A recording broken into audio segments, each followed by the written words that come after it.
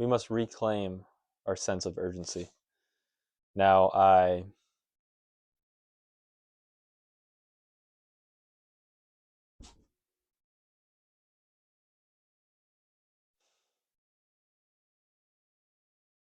today I want to speak on the idea of having a sense of urgency. Now, for a long time, I had a crazy sense of urgency. I came very acquainted with the idea of my own mortality. And through reflection, realized how much of my life I wasted and how much time I wasted doing trivial activities, frivolous things, things that bore no fruit for me, for anybody, and actually were doing the opposite. And this brought me to have an immense sense of urgency, to think of every second that passed as now dead, now belonging to death, to working at my vocation, working in general, doing things constantly. I would read, write, make videos for 8+ hours a day. I would go to the gym. I would go surfing, go for hours of walking while working, 50 to 60 hours a week. And it was great. It was great. I mean, I didn't love my job, but the output that I was felt like I was doing, the urgency I had, it felt like I wasn't wasting my life anymore. And that felt amazing. And then in service to peace, to being more than doing, I felt like my sense of urgency was disrupting my well-being. And I got rid of my sense of urgency. I still had it for sure, but it wasn't as paramount. Spending an evening, you know, not making a horrible use of time, but definitely not making a good use of time, no longer felt like a death sentence to me. It was, is what it is. Maybe it would help in the long run, but I'm coming to realize now that much of my problem recently, and I think a lot of people's problems, is that they don't have a sense of urgency in life. They put things off to tomorrow. And, if it's good, if it's, Marcus Aurelius would say, if it's good to do tomorrow, it's good to do today. If it's good to do later, it's good to do right now. We cannot put things off to a later date, a later time. If it's good to do later, it's good to do now. If it's the right thing to do, it's the right thing for you to do right here and right now. And I it has just been brought back to my attention through reading Wisdom Takes Work by Ryan Holiday that, he had a little, probably insignificant portion, of the book, and t- not even of the book, but of a chapter, of a little piece of talking about urgency. And it just reminded me that, I used to have such a sense of urgency. You know, I used to I used to have such a sense of urgency, and I lost it. And I think in losing it, I gained many vices back. I gained, and not even the fact, like, I think of a normal person, I say normal because I don't think most people have goals, really. I don't think many people are striving for excellence, striving to fulfill their potential, to listen to the still small voice, to do all these immense, great things, to work while they are not working. And that's what I mean when I say, if you look at most people, I think if most people looked at my life, they would still see an, an immense amount of discipline, an immense amount of work ethic, an immense amount of drive to pursue that which I love. But compared to what I was, I can see how short I am falling. And it feels like in 2 years, really in a 2 year period of my life from, say, 20 to 22,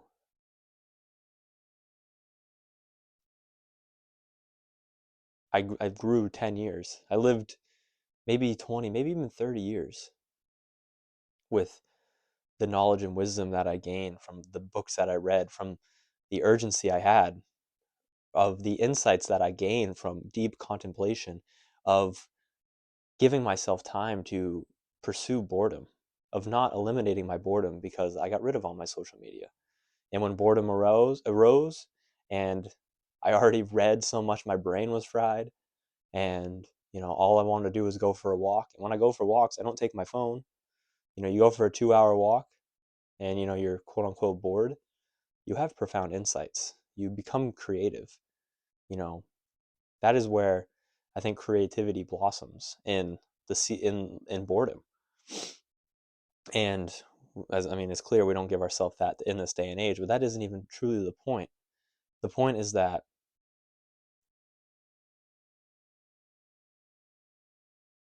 I think it's one of those things that I think a lesson you can grasp very easily in a beginning of a journey. And it's almost like, there's like that, I wouldn't say it's a saying, but it's kind of like, that idea that, the fool and the wise person end up in the same place. They get there two different ways, but they think the same thing, but it's the person in the middle who is wrong, who's thinking too deeply. The wise person thought very deeply to get back to where the fool just naturally is. And that's obvious. I think that's true in some cases, but obviously not in all cases. But I've noticed that with urgency, as when I was a fool and I heard about having a sense of urgency, it was like, yeah, obviously, we get as much as you can get as much as you can done in this life while you're here. We're gonna die, this, that, and the other. But then you get to that middle ground where you're like, well, what's the point? I just want to enjoy life. I just want to exist. I just want to not do everything in service to productivity. And you start thinking too deeply about it. At least this is what happened to me. And you start moving away from that sense of urgency. You stop devoting yourself solely to your vocation because you think, oh, well, maybe I should spend more time with friends, with family, with doing, frivolous activities, wasting time doing, you know, things that people find enjoyment in. And you realize that you're far worse off than when you had a sense of urgency, when you were pursuing a vocation, when your days were spent maybe in hard work, maybe grinding, but when your head hit the pillow, you felt like you did something. You felt like you got closer to actualizing your gifts into the world, to becoming that who you really are. And to miss out on that experience, to miss out on that is horrible. It's sad. It's a surefire way to be depressed. And I like to think that I was in the cave, in the sense of the allegory of the cave. And as I said, from that 2-year period around 20 to 22, I got out of the cave and I saw the light.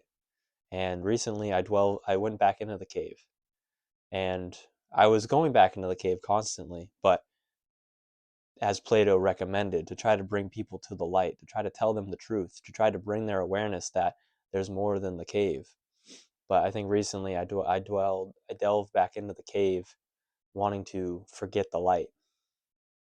And you can't do that. It's impossible.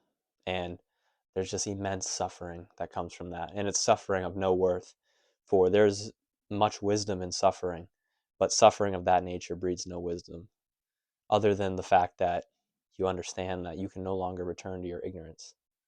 For ignorance is bliss, and and wisdom is suffering. But ignorance is only bliss because you don't have knowledge.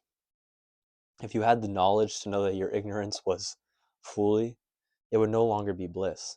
And that's a great thing. We should not be content with our blissful ignorance, because we're not making the world a better place. We're not becoming that who we were meant to be. We're not being as virtuous as possible. We're just being ignorant, and we're just, enjoying life like a naive child. And, maybe it's good to have a period of one life, in childhood, be devoted to ignorant bliss. But as you grow older, you must grow out of it, and you must become wise, and you must suffer to become wise. But the main point is that I think for me, and all I can ever speak on is really my personal experiences.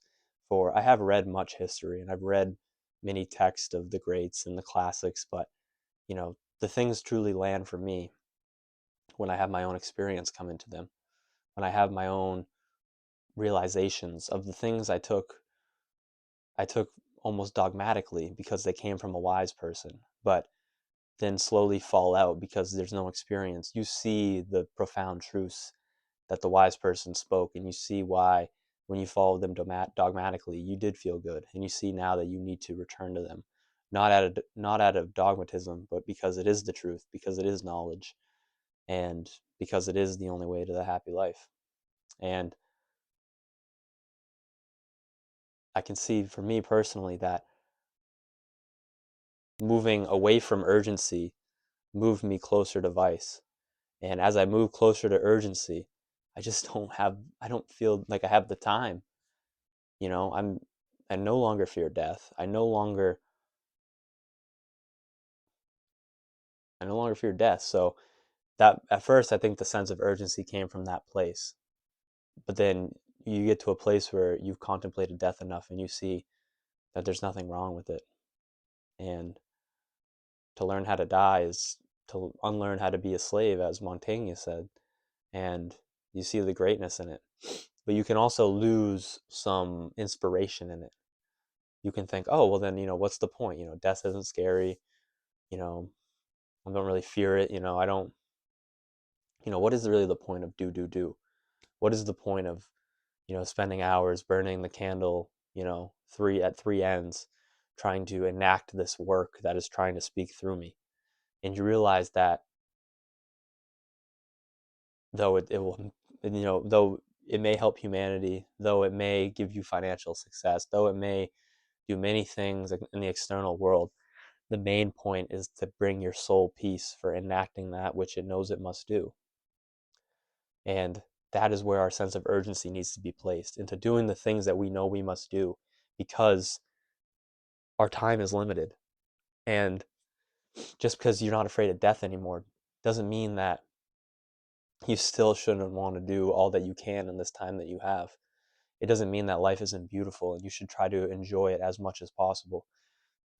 And there's so much, I don't, there's just so much joy, I believe, and happiness and tranquility and peace and urgency because you do less, because so much is not urgent. So little is urgent. And if you just focus on the things that are urgent, you do less. And then you do more. You do more better. And you have more time to be at peace. You have more time to be in a contemplative state. You have more time to enjoy things. And laziness is never a good reason not to do something. So the things that you want to do, the fact that they may be hard, it doesn't occur to you because you have a sense of urgency. When I used to, I've been struggling recently with getting up early. And I think it's because I've lost my sense of urgency. I think, oh, what's the point of getting up at 5? Just sleep a little bit longer, get a little bit more rest, what's the point of getting up so early? But when you have that sense of urgency, you don't think like that. You think, for those, sleep is important, but, when there is excess in sleep, obviously. And when you're sleeping just because you don't want to get up, it's not good. When you're sleeping because you need rest, it's fine. But when you're sleeping because you simply don't want to get up, that's not good. And I used to have that sense of urgency. I'd wake up early every single day. I have always struggled. I've always been one to snooze, but it used to be like a 5-minute snooze, and now it's like a hour, 2-hour snooze. um, but I just see like I used to just have this sense of urgency to do, and at times, it made my life stressful. At times, it was tiring. At times, it was hard to bear. At times, it was like, should I just take a chill pill? But looking back, I can see there was so much. meaning, and the memories are so profound. Like I did a road trip. I did a road trip to San Diego from Maine, and I made it. I really enjoy hiking in national parks, so I did a huge, national park road trip. I ended up, riding the United States, the north of the United States, and hitting all the national parks, and then driving up into the Canadian Rockies and going to Banff, and um, then coming back down into Washington and doing Olympic and North Cascades and you know Yellowstone, Tetons, Yosemite, Sequoia, um, North Cascades, Crater Lake,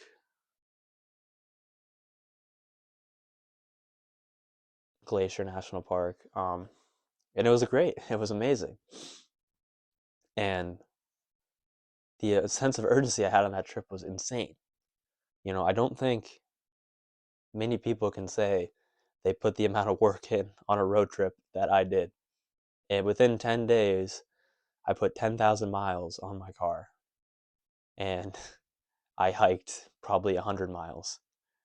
I would go to I would drive 12 to 14 to 16 hours a day the first 10 days. And I would, not every day, but I say in total, it was probably about 12 hours a day. Some days it was, 6 hours, and other days it was 12, and then some days it was 16, and others it was 14.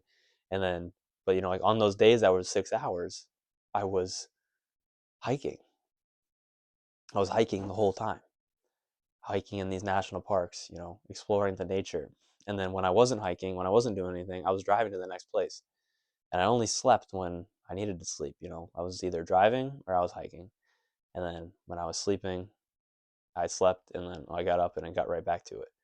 And it was stressful at times, yes. Maybe it was a little too much. But the sense of urgency I had, it's a fond memory now. I've done so much. I've seen so many places. I've hiked so many things. I've read so many books. I've written so many pages. I've posted so many videos. And I'm all happy and grateful that I did, even though it was hard, even though it came from a place of a sense of urgency. It was all to enact what my soul wanted. My soul wanted to see, you know, Glacier National Park, Banff, and wanted to see these places. So I didn't let laziness take those experiences away from me. I had the urgency that, one day I will die. One day I may not, right now I have the opportunity to do this. Who's to know when I'll have the next opportunity? I'm going to have a sense of urgency. I'm going to, you know, do this, And then that was the same thing when I had free time. You know, when I'd have free time, it was like, I'm working 50 hours this week. I don't have that much free time. When I have this free time, it's not going to be spent sitting in my place watching TV. I'm going to be out surfing, trying to develop a new skill, doing cardio, going for long walks, contemplating the things that I've read so I can post a video, going to the gym to work on my health, and because I really do enjoy it. And, on the weekends, going to do big hikes in the Sierra Nevadas because, I'm not from California. I'm here for work. So I was, but, I like, when will I be back here? When will I have the opportunity to go hike, Mount Jacinto, San Gorgonio, Mount San Bernardino. When will I have these opportunities again? I got a day off of, a typical 6-day work week.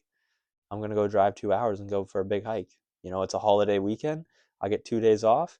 I'm after work, or one morning, I'm getting up early at 5.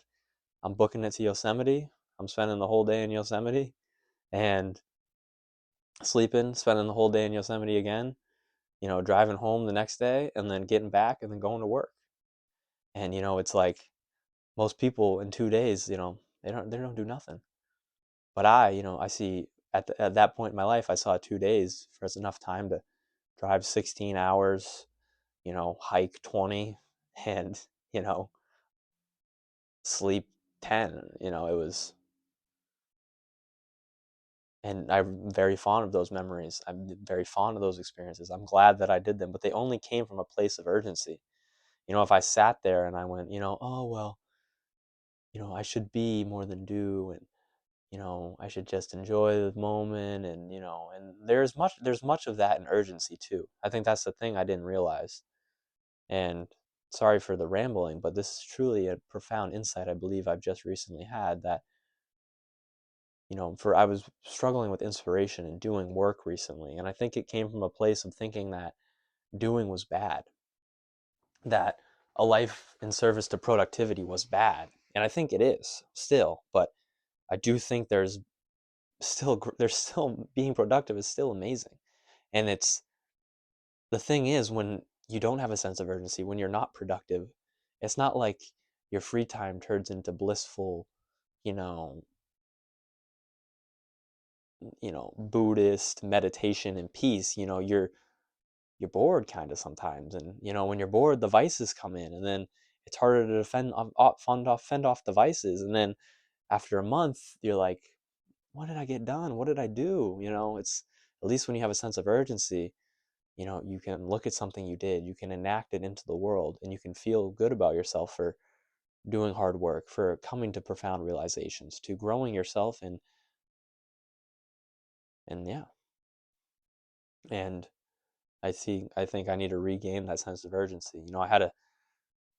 When I first started reading the Stoics and the ancients, and I felt like I had so much to learn. I had so much to soak up, and every spare second I had, I got rid of all my social media. I deleted it all. I was didn't talk to people for months because there was nothing to talk about. And every spare second was every spare second was spent in the books. It was spent reading, learning that which I did not yet know. And I got to a point where I thought, I learned a lot. What's the point of keeping going at this pace? Maybe I should just chill out more. Maybe I should just relax. Maybe I shouldn't go that deep into it. But that's the thing too. This Wisdom Takes Work by Ryan Holiday brought to my attention.